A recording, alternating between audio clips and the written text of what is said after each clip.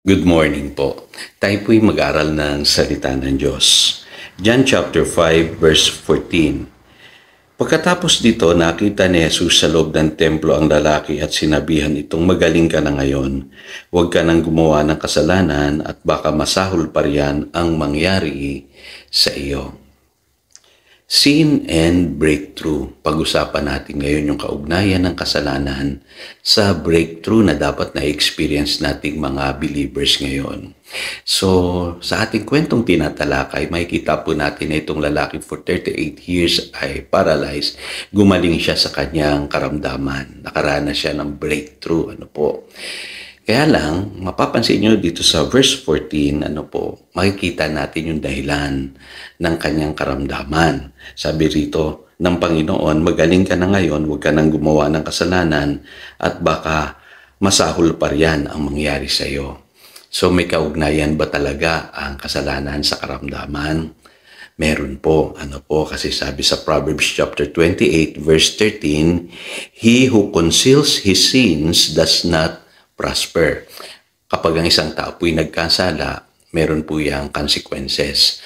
At posibleng ang consequence po niyan ay karamdaman.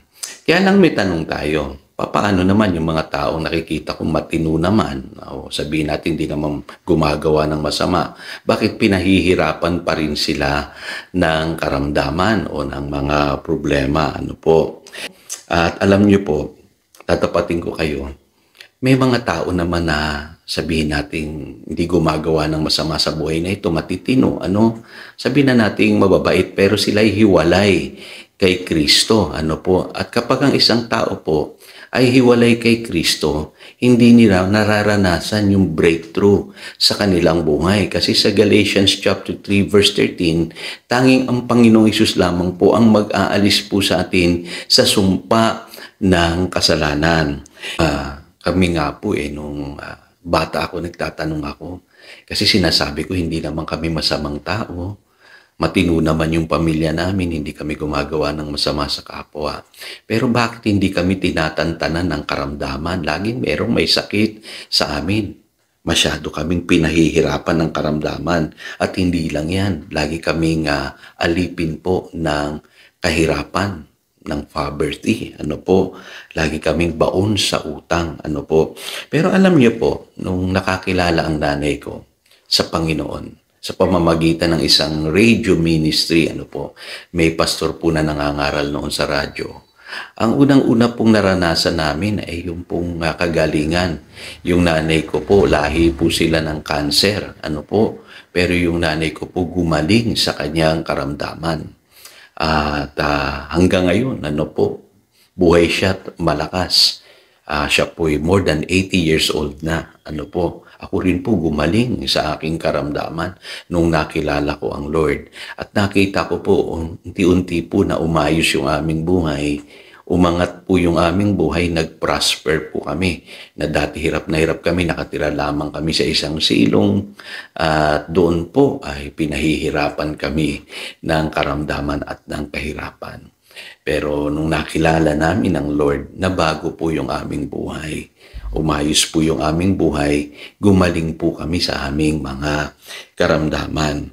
Kaya alam niyo po, ang isang tao na walang pagkakilala sa Panginoong Hesus, laging alipin yan ng problema, sakit, karamdaman. Hindi niya alam kung bakit nangyayari yun sa kanyang buhay.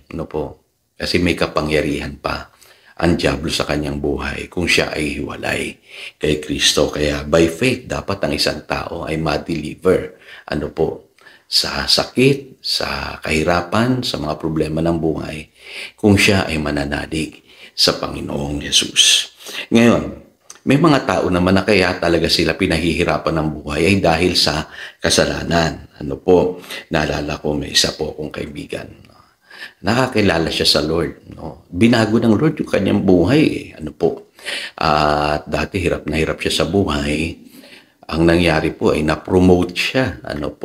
Nagkaroon siya ng magandang trabaho. Naging manager siya ng isang kumpanya.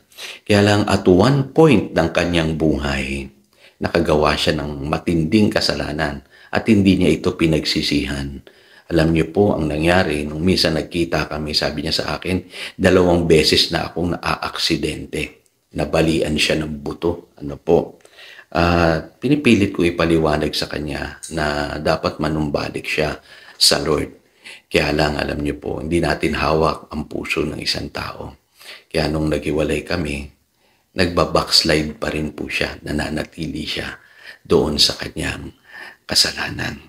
Kaya alam niyo po, minsan po, yung mga problemang pinagdadaanan natin ngayon ay may kaugnayan po yan sa mga nagawa nating kasalanan.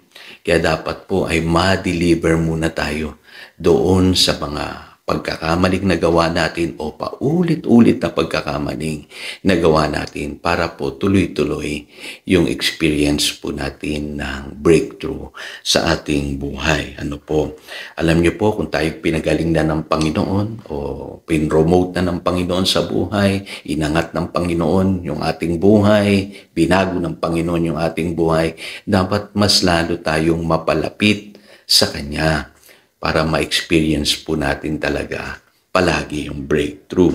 Kasi ang sabi po sa Proverbs chapter 28, verse 14, "Blessed is the man who always fears the Lord, but he who hardens his heart falls into trouble." So malinaw po dyan. Ano po?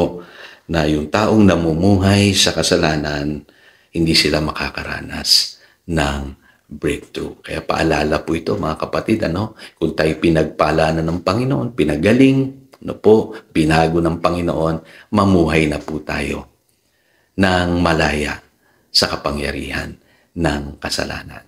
So again, ito si Pastor Jojo nagpapaalala, pangdaluyan tayo ng pagpapala, manatili tayo sa kanyang salita. Good morning.